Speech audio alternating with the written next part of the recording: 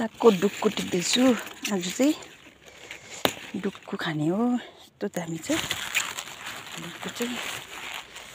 कोही त हुर्किसके, चाहिँ बिजन राखेको छ अलिअलि।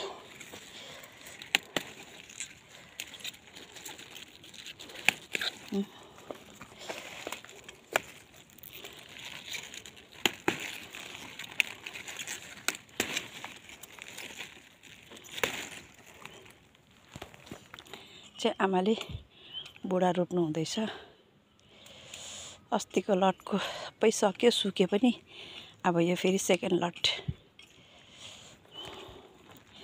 म चाहिँ तरकारी टिपेर अब खाना बनाउन सुरु।